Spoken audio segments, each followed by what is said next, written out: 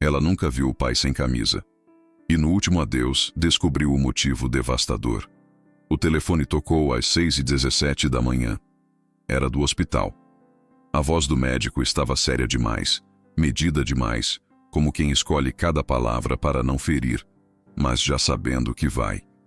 Senhora Francisca, precisamos que a senhora venha. Há algo que precisa ver sobre seu pai. Aquela frase gelou o sangue dela. Seu pai, Antônio, aquele homem silencioso, duro, fechado, tinha dado entrada no hospital às pressas durante a madrugada. E agora estava morto. Aos 38 anos, Francisca atravessou o corredor branco com passos pesados, o coração esmagado por uma mistura de luto e pavor. O médico caminhava ao lado dela, sem olhar nos olhos, como se guardasse um segredo que não queria carregar. Quando chegaram à sala fria onde o corpo estava preparado, ele apenas abriu a porta e disse: "Eu senti que a senhora precisava ver isso antes da funerária levar." Ela entrou sozinha. A luz branca refletia na pele pálida dele. O pai que ela conheceu, calado, rígido, sempre escondendo o próprio corpo por trás de camisas fechadas até o pescoço, estava ali, imóvel. E então ela viu. Era a primeira vez na vida que via o pai sem camisa. E foi nesse momento, diante daquele corpo revelado, que tudo nela se rasgou por dentro. Porque ali, exposto, estava o motivo que Antônio escondeu por décadas. O motivo de nunca entrar na piscina para brincar com a filha, de nunca ir à praia, de nunca levantar a camiseta, nem quando ela pedia para ver um machucado quando era criança. O motivo devastador pelo qual ele viveu como um fantasma da própria história. E naquele instante, Francisca entendeu. Ela não conhecia o pai. Ela conhecia apenas a parte dele que ele permitia que existisse. Enquanto permanecia diante do corpo, tentando respirar entre soluços contidos, uma frase martelava na cabeça de Francisca. Como eu nunca percebi nada. Antes de continuar, se você está sentindo a tensão subir, curta este vídeo agora. E se ainda não seguiu o canal, aproveite para se inscrever e ficar por dentro de mais histórias como essa. A verdade é que, desde muito pequena, ela sempre soube que o pai era diferente. Não no jeito de amar, pois ele a amava como se ela fosse o único motivo de sua existência, mas no jeito de existir no mundo. Antônio nunca foi como os outros homens da rua.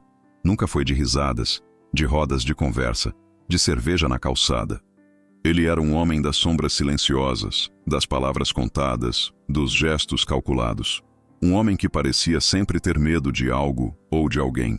Francisca lembrava de ser criança e tentar pular no colo dele na sala, mas ele sempre a segurava com cuidado exagerado, como se tivesse medo do próprio toque. Lembrava do barulho da tesoura enquanto ele costurava suas próprias camisas, reforçando as costuras, ajustando o colarinho, escondendo cada fresta de pele que pudesse aparecer. "Pai, tá calor. Por que não tira a camisa um pouquinho?" Ele travava por um instante, respirava fundo e respondia: "Opa, o pai fica bem assim. Tá tudo certo. Sempre assim, sempre igual."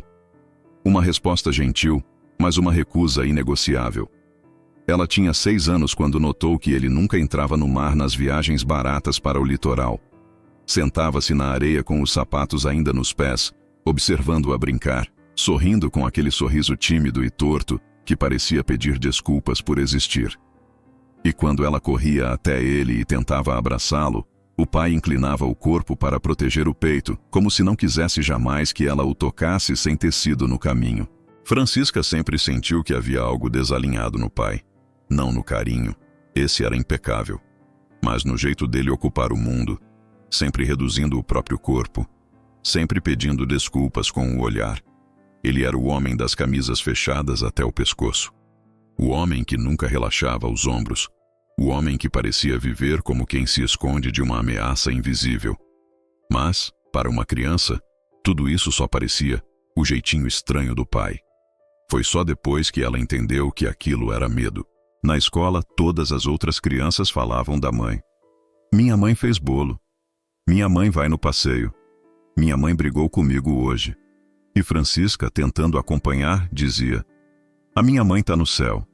As professoras se entreolhavam com uma pena silenciosa, mas nunca perguntavam detalhes, talvez por respeito, talvez por estranhamento. Até que um dia, aos 7 anos, a professora pediu que cada criança levasse, no dia seguinte, uma foto da família para um mural. Francisca voltou para casa animada, quase pulando. Pai, a professora pediu foto da família. Eu posso levar uma nossa? Antônio, que estava dobrando uma camisa cuidadosamente, parou no meio do movimento. Parou de um jeito estranho, como se o ar tivesse ficado pesado de repente. Foto de família? Repetiu, a voz embargando. É, eu quero levar a nossa. Francisca sorriu. Um silêncio longo caiu entre eles. Foi quando a menina, pela primeira vez, percebeu que o pai tremia nas mãos. Ah, Francisca, nós temos muito poucas fotos, disse ele com um tom quase sussurrado. Nem da mamãe? Ela perguntou confusa. Ele fechou os olhos por um instante. A sua mãe. Quase tudo dela se perdeu quando ela morreu. Francisca nunca tinha ouvido o pai falar tão baixo. Parecia que cada palavra custava alguma coisa.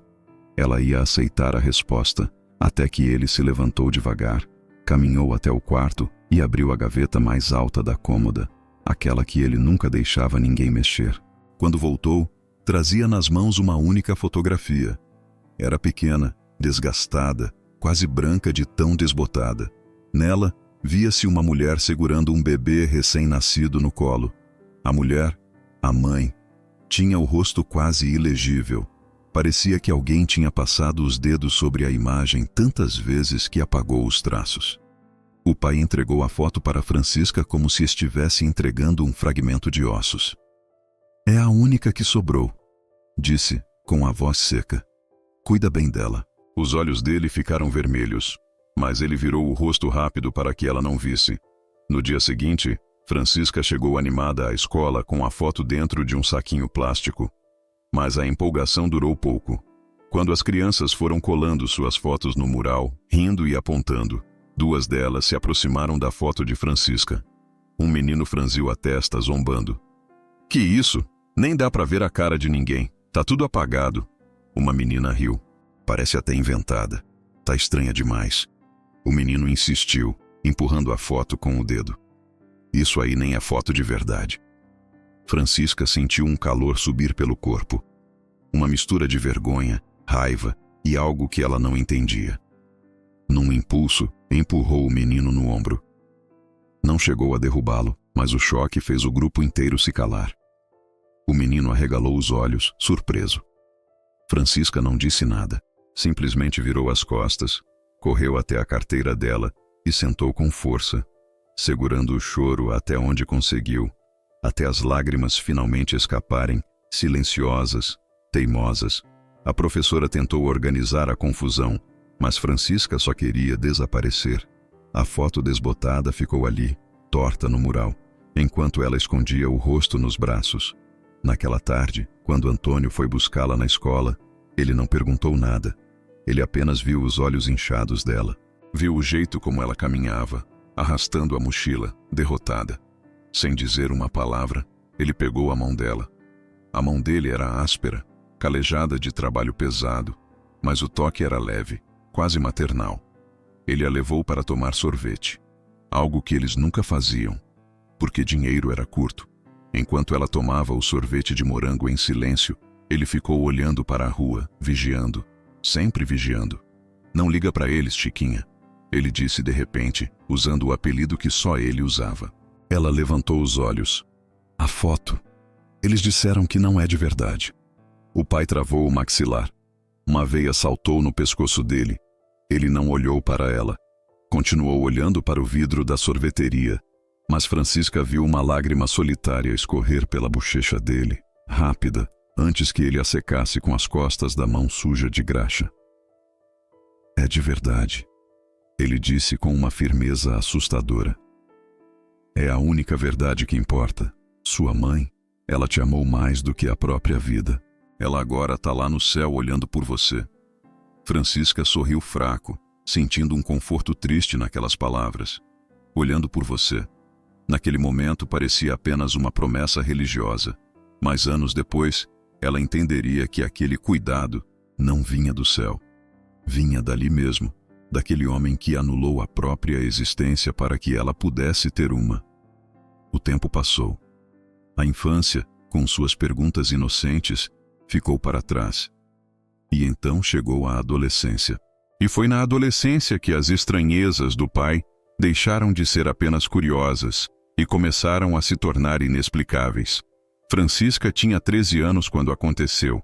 Aquela manhã em que toda menina sente o pânico do desconhecido. Ela acordou com dores, correu para o banheiro e viu o sangue. O pânico foi imediato. Ela não tinha mãe, não tinha irmãs, não tinha tias. Só tinha aquele pai silencioso, bruto, que trabalhava carregando caixas num depósito.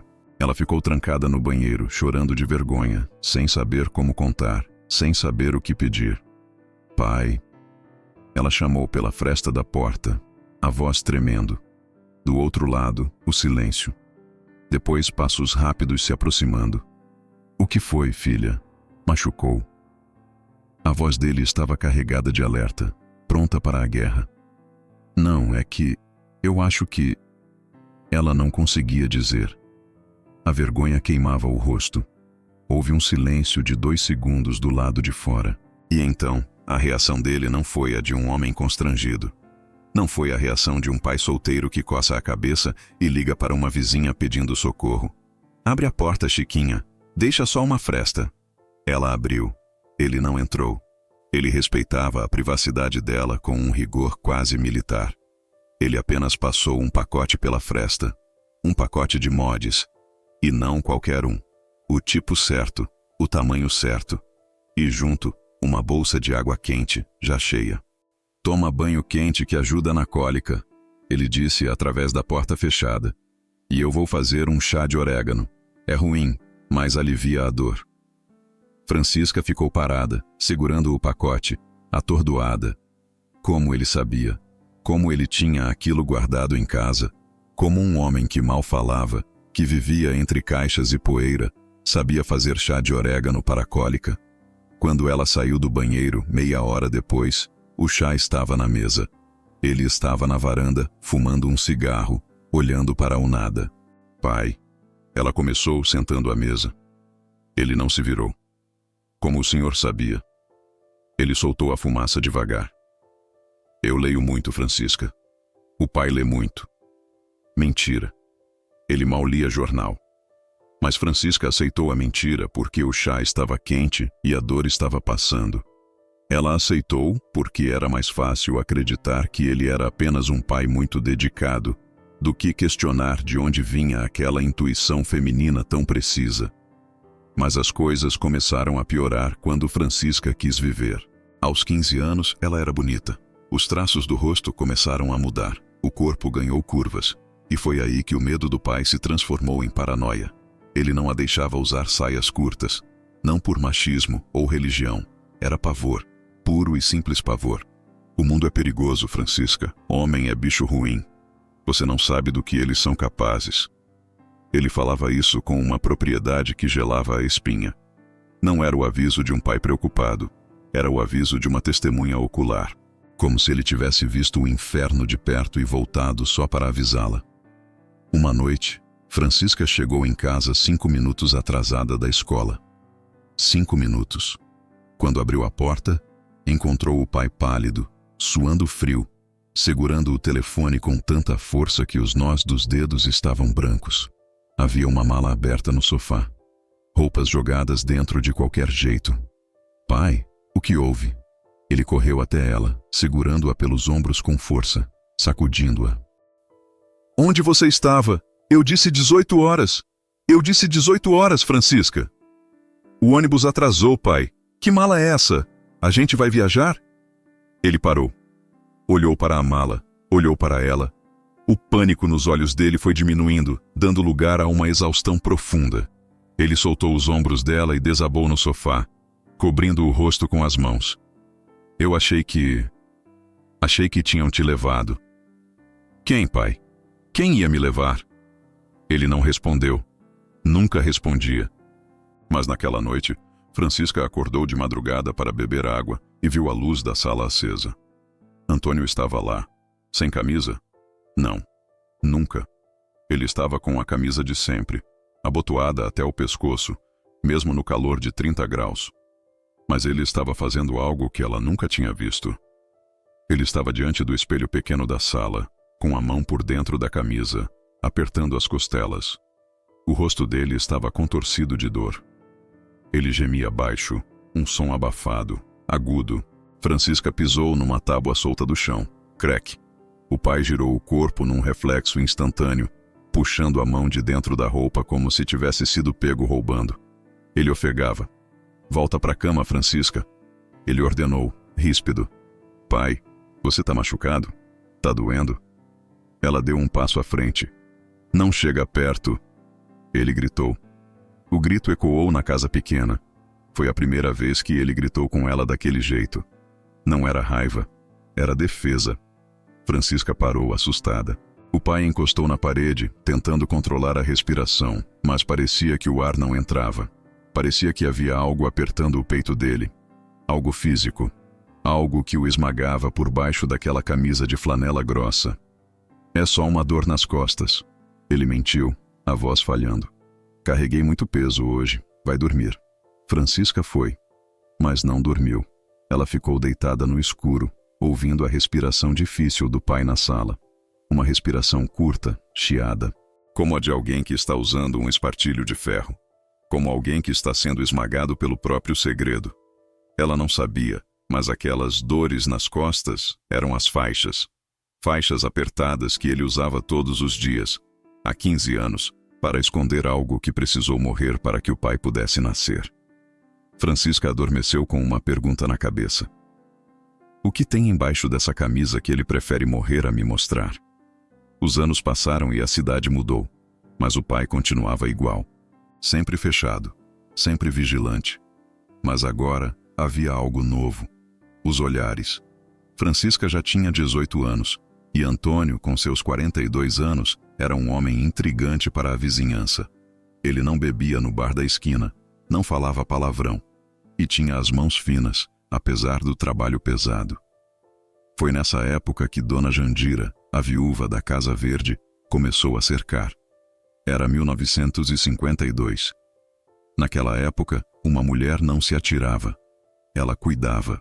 Dona Jandira aparecia no portão com travessas de bolo de fubá, com a desculpa de que sobrou e ia estragar. Ela olhava para o pai de Francisca com aquele olhar de quem avalia uma mercadoria rara. Um homem trabalhador, viúvo e sem vícios. Seu Antônio, o senhor precisa de alguém para pregar esses botões. Homem sozinho em casa vira bicho do mato. O pai sorria, mas era um sorriso de pânico. Ele recuava 2 passos para cada passo que ela dava em direção a ele. Agradeço, Dona Jandira, mas a Francisca cuida bem da casa. Ah, mas filha é filha, mulher é mulher. Ela insistiu um dia, ousando tocar no braço dele. Foi como encostar em fio desencapado. O pai puxou o braço com uma violência instintiva, derrubando a travessa de bolo no chão. O barulho da louça quebrando silenciou a rua. Dona Jandira ficou vermelha. O pai, pálido como cera. Não me toque. Ele sussurrou. Não com raiva, mas com um horror profundo. Por favor, eu não sou homem para a senhora. Dona Jandira saiu ofendida, batendo o pé. Mas o pior não foi a viúva. O pior foram os comentários que vieram depois. Francisca começou a ouvir os sussurros quando ia à venda comprar pão. Os homens encostados no balcão, rindo baixo entre goles de cachaça, não tinham nenhum pudor. Um deles, com o rosto oleoso de suor e bebida, se debruçou sobre o balcão quando Francisca passou. Ei, Francisca, quando é que teu pai vai arrumar uma mãe nova para você, hein? Outro riu, batendo o copo na madeira. Acho que vai demorar, viu? Teu pai não gosta da fruta não, menina. O problema é a ferramenta. Francisca apertou o saco de pão contra o peito, apressando o passo, mas as vozes continuaram, mais altas e cruéis. Nunca vi viúvo que não corre atrás de rabo de saia. Aquele lá é santo ou é frouxo? Dizem que ele urina sentado, igual mulherzinha. E a pele? Lisa demais para quem carrega saco de cimento. Se bobear, ele gosta é de outra coisa. As risadas explodiram atrás dela, como facadas nas costas. Ela queria gritar. Queria voltar lá e dizer que o pai era o homem mais forte que ela conhecia, mas no fundo a dúvida também plantava raízes nela. Porque o pai nunca tinha barba. Ele dizia que era sangue de índio, que a família dele não tinha pelos. Mas Francisca via o ritual. Todo domingo de manhã, a porta do banheiro era trancada com chave e ferrolho. O pai ficava lá dentro por horas. Não se ouvia barulho de água caindo do chuveiro o tempo todo.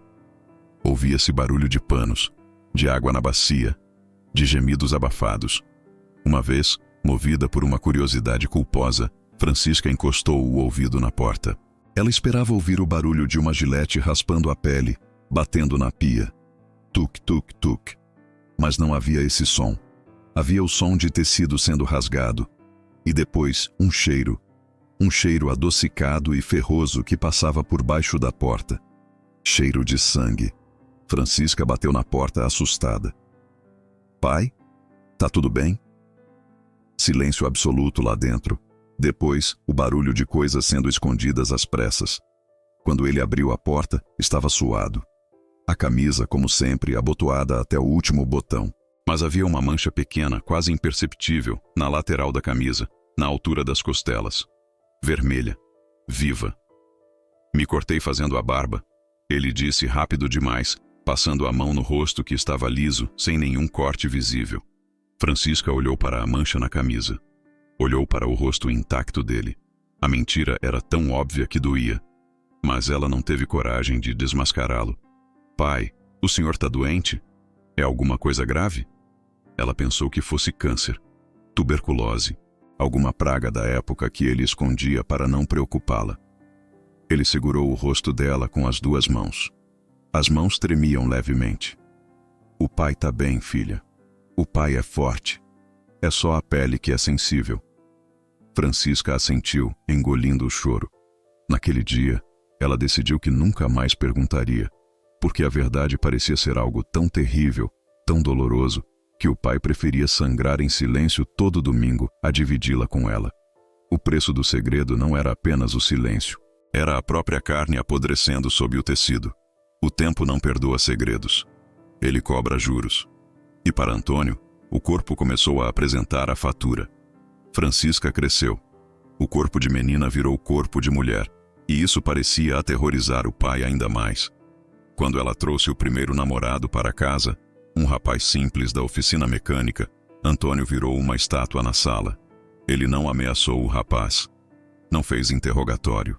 Ele apenas sentou na poltrona do canto, pálido, vigiando cada movimento, como um cão de guarda velho que já não tem dentes, mas ainda tem instinto. Quando Francisca saiu para o cinema pela primeira vez, Antônio esperou no portão até a volta, às 10 da noite. Ele estava curvado. A mão apertava o peito com força. A tosse dele, que antes era rara, agora era uma companheira constante. Uma tosse seca, abafada, de quem tem pouco espaço para o ar entrar. Depois veio o casamento. Francisca de branco, linda, radiante. Antônio de terno preto. Um terno antigo, largo demais, que parecia engolir o corpo dele. Na hora de levá-la ao altar, todos comentaram como ele estava emocionado. Ele suava bicas. As mãos tremiam tanto que Francisca teve que segurar o braço dele com força para ele não cair. Nos olhos dele havia lágrimas. Mas Francisca, que conhecia cada microexpressão daquele rosto, viu outra coisa. Não era só emoção de pai. Era dor. Dor física. Cada passo até o altar parecia uma maratona.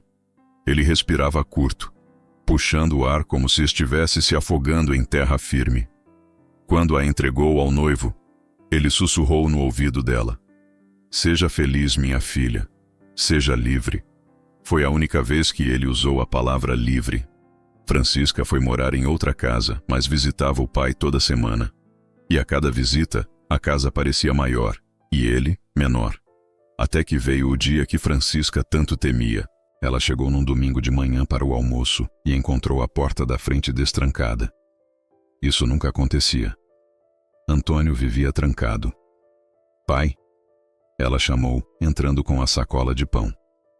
Silêncio. Apenas o som arrastado de uma respiração agonizante vindo do quarto. Francisca largou tudo e correu. Encontrou Antônio caído ao lado da cama.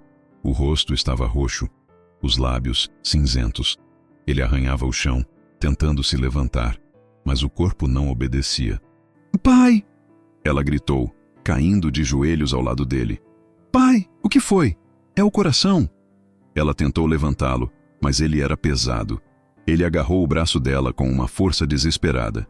Não chama ninguém. Ele grunhiu, a voz saindo como um chiado quebrado. O senhor está morrendo. Eu vou chamar a ambulância.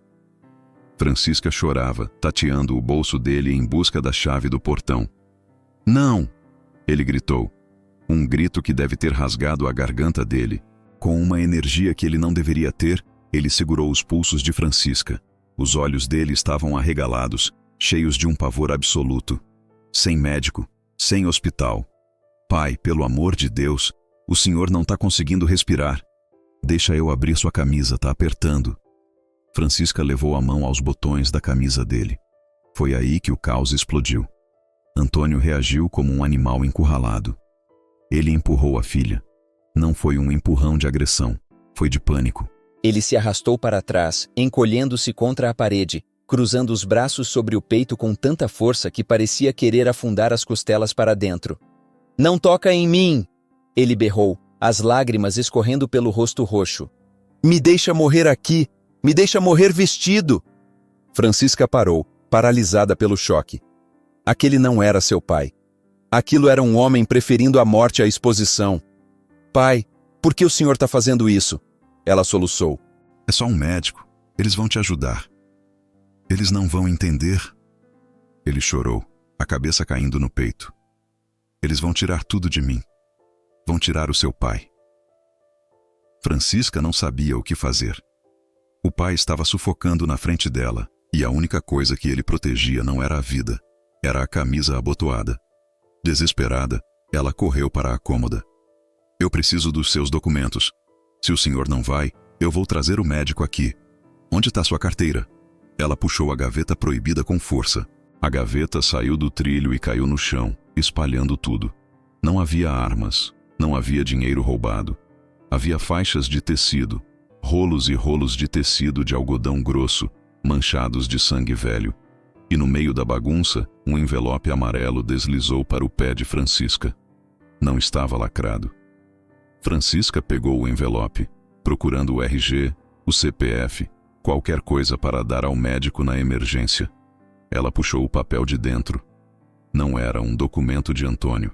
Era uma certidão de nascimento antiga, amarelada, quase se desfazendo nas dobras. Nome: Maria Antônia da Silva. Data de nascimento: 12 de maio de 1911. A mesma data de aniversário do pai. Francisca leu o nome, leu a data. O cérebro dela travou. Maria Antônia? Quem é essa, pai? Ela perguntou, a voz sumindo. É da mamãe? É a certidão da mamãe? Antônio, que estava lutando para puxar o ar no canto do quarto, viu o papel na mão dela. O pavor nos olhos dele mudou para uma tristeza infinita. Ele estendeu a mão trêmula. Me dá... Ele sussurrou. Isso é de uma pessoa que já morreu faz tempo. Francisca olhou para o papel. Olhou para o pai, sufocando no chão, cercado por faixas de tecido que serviam para esmagar o corpo. Por um segundo, uma ideia insana cruzou a mente dela. Uma ideia impossível. Mas era tão absurda que ela a descartou imediatamente. É da sua irmã? Da mãe?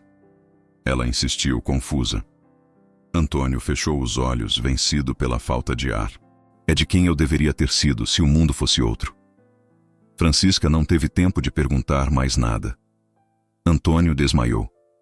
O corpo pendeu para o lado, pesado, silencioso. Francisca gritou por socorro, mas o instinto falou mais alto. Ela não abriu a porta para os vizinhos, não ligou para a ambulância. O grito de pânico do pai. Eles vão tirar o seu pai. Ainda ecoava nos ouvidos dela. Com as mãos trêmulas, ela correu para a cozinha. Pegou álcool. Pegou um pano molhado. Voltou para o quarto e, respeitando o desejo insano daquele homem, não desabotoou a camisa. Ela apenas afrouxou o cinto dele. Colocou travesseiros altos sob a cabeça para facilitar a respiração. E ficou ali, abanando-o com um jornal, chorando baixinho, rezando para que o ar voltasse a entrar naqueles pulmões esmagados. Levou 10 minutos. 10 minutos eternos. Antônio puxou o ar com força. Um ronco alto, e abriu os olhos. Ele estava desorientado. Olhou em volta, viu Francisca, e a mão dele voou imediatamente para os botões da camisa.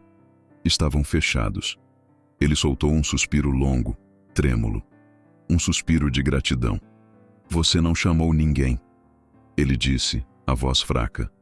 Não, pai, eu não chamei. Ele tentou se sentar, mas estava fraco demais. Francisca segurava a certidão de nascimento nas mãos. Ela precisava saber.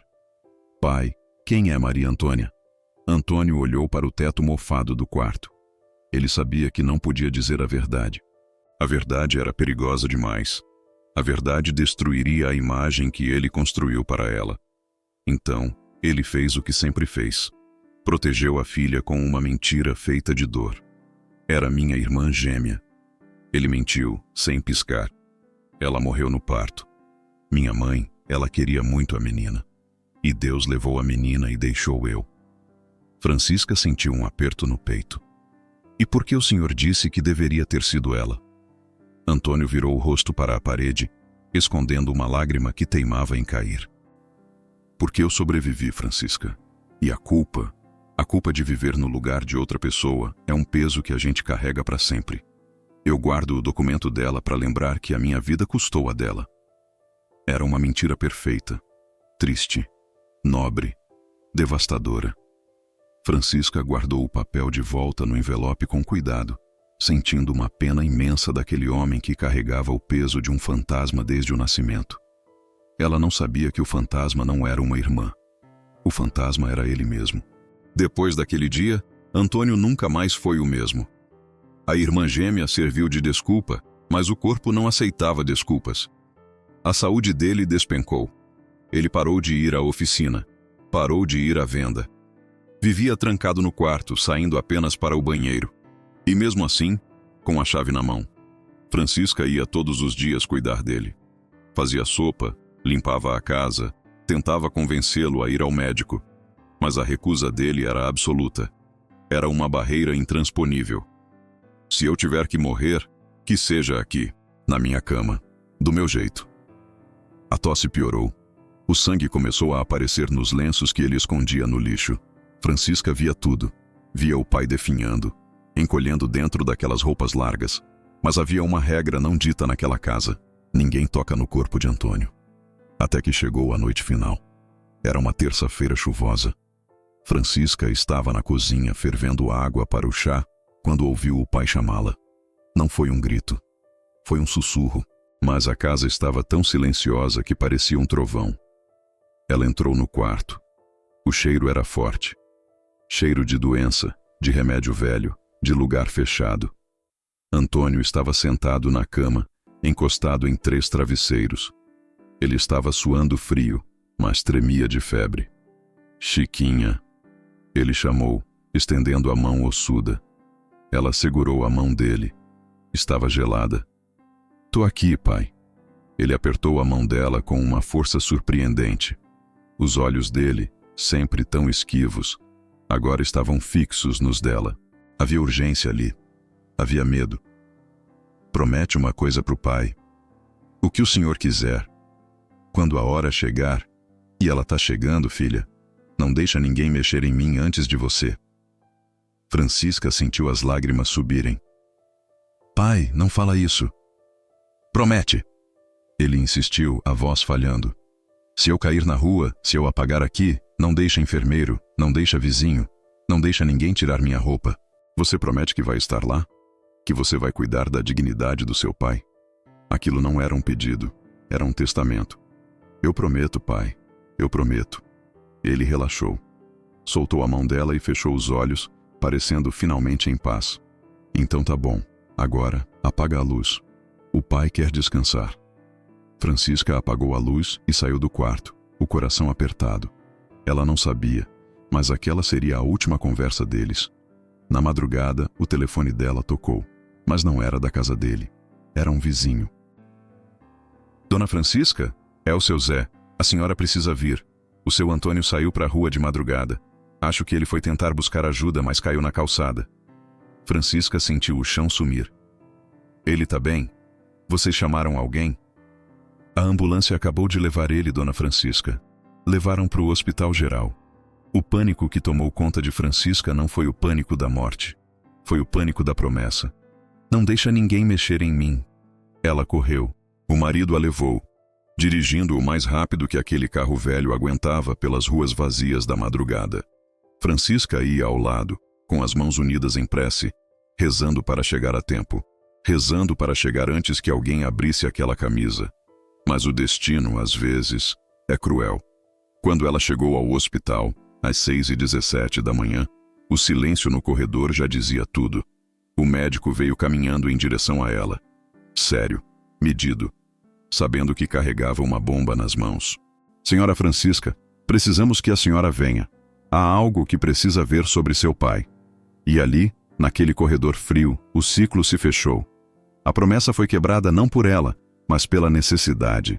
E agora, diante da porta daquele quarto, Francisca estava prestes a descobrir que a irmã gêmea nunca morreu.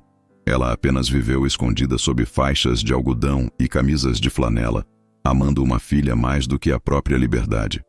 Francisca segurou a maçaneta fria. A mão dela tremia tanto que o metal parecia vibrar. Ela entrou no quarto. O cheiro de éter e morte era sufocante. Lá estava ele, coberto por um lençol branco até o queixo. Apenas o rosto pálido e sereno de Antônio estava visível. Aquele rosto que ela beijou 1000 vezes, mas que nunca compreendeu de verdade.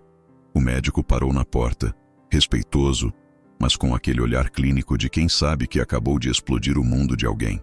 Francisca caminhou até a beira da cama. Ela tocou a testa do pai. Estava fria. Ela tocou a mão dele, calejada, grossa, manchada de graxa e tempo. A mão de um homem trabalhador. Senhora. O médico pigarreou, quebrando o silêncio sagrado. Quando a equipe de emergência tentou a reanimação, nós tivemos que cortar as roupas dele. A camisa de flanela, a camiseta de baixo. Ele hesitou. Francisca olhou para ele, os olhos vermelhos implorando por silêncio, mas ele precisava terminar o protocolo. Havia bandagens, muitas delas, apertadas demais. Estavam coladas na pele. Tivemos que removê-las para usar o desfibrilador. Francisca sentiu o chão ceder, as dores nas costas, a falta de ar, a recusa em tirar a camisa. Tudo começou a girar. E... bem... O médico baixou a voz, quase num sussurro envergonhado. Anatomicamente, senhora, o seu pai é uma mulher. O mundo parou. Não houve som, não houve grito, apenas um zumbido agudo no ouvido de Francisca. Uma mulher. A frase não fazia sentido. Como podia? Aquele era o Antônio, o homem que carregava sacos de cimento. O homem que a defendeu dos meninos da escola. O homem que espantou a dona Jandira. Francisca olhou para o corpo sob o lençol. Com a mão trêmula, ela puxou o tecido para baixo, devagar. E então, ela viu. O peito não era liso como o de um homem jovem, nem peludo como o de um homem velho. Era um mapa de guerra. A pele estava marcada, deformada. Cicatrizes profundas, antigas, onde o tecido das faixas tinha cavado trincheiras na carne ao longo de 40 anos. Costelas que pareciam ter se curvado para dentro, moldadas pela força bruta da compressão diária. E ali, massacrados, escondidos, anulados, os traços biológicos de uma mulher. Francisca caiu de joelhos. Ela não chorou de vergonha. Ela não chorou de nojo. Ela chorou de uma dor física, aguda, ao entender o preço de cada respiração daquele ser humano. Ela tocou as cicatrizes com a ponta dos dedos, com uma reverência que se dedica a santos e mártires. Cada marca era um dia que ele escolheu não respirar direito para que ela pudesse respirar livre. Cada ferida era um grito sufocado para que ela pudesse ter voz. "Obrigada, doutor", ela disse sem olhar para trás. A voz dela saiu estranha, rouca. "Pode nos deixar a sós?" O médico saiu, fechando a porta. Francisca ficou sozinha com Maria Antônia, com Antônio, com o pai. Ela encostou a cabeça no peito dele, naquele peito que agora estava livre pela primeira vez em décadas, e pediu perdão. Perdão por não ter visto. Perdão por ter cobrado. Perdão por ter vivido uma vida normal custeada pelo sacrifício absoluto de outra. Mas as lágrimas não bastavam. Ela precisava entender. A certidão, ela pensou. A irmã gêmea. Tem que ter mais. Francisca saiu do hospital como um furacão. Ela dirigiu até a casa velha, ignorando os sinais vermelhos, ignorando a chuva que começava a cair. Ela entrou na casa. O silêncio lá dentro era ensurdecedor. O cheiro dele ainda estava lá. Fumo de corda, sabão de coco e aquele cheiro metálico de ferramentas. Ela foi direto para o quarto. Arrancou a gaveta da cômoda com tanta força que a madeira lascou. Virou tudo no chão. As faixas caíram como serpentes mortas. Rolos e rolos de tecido encardido. O envelope amarelo caiu, mas ela sabia que a verdade não estava ali. Aquele documento era a fachada. Ela tateou o fundo da gaveta vazia. Seus dedos sentiram uma saliência.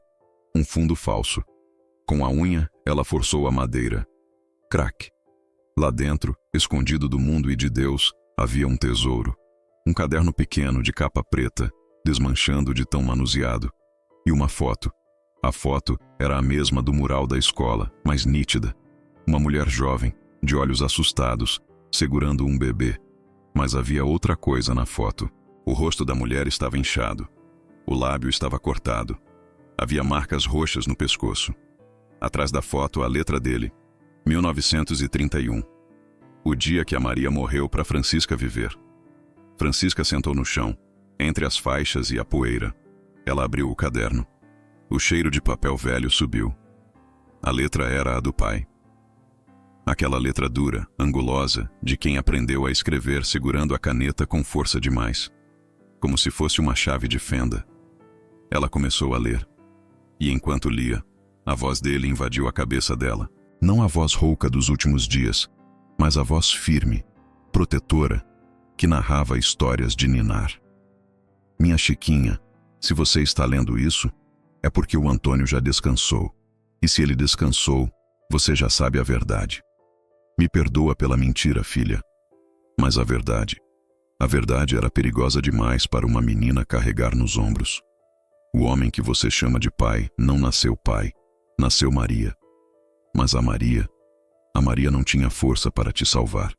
Seu pai biológico, ele não era um homem, Chiquinha.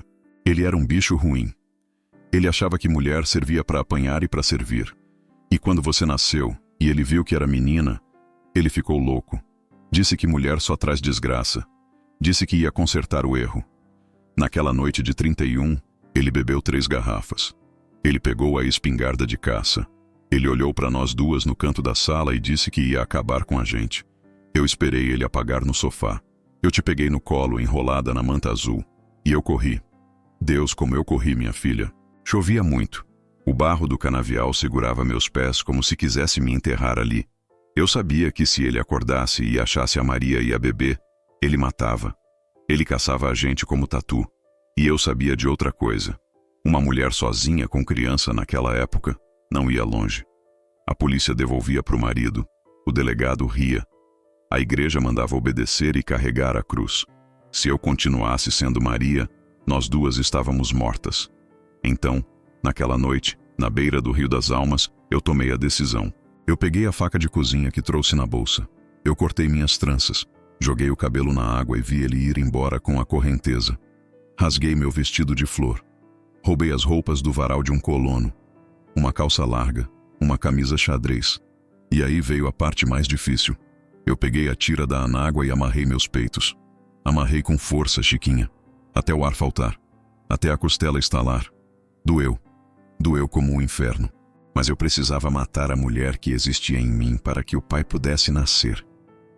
Quando eu olhei no reflexo da água escura, eu não vi mais a mulher fraca que apanhava. Eu vi o Antônio. E o Antônio... o Antônio podia trabalhar. O Antônio podia viajar na carroceria do caminhão sem ninguém mexer. O Antônio podia entrar no bar e comprar leite sem ninguém perguntar onde estava o marido.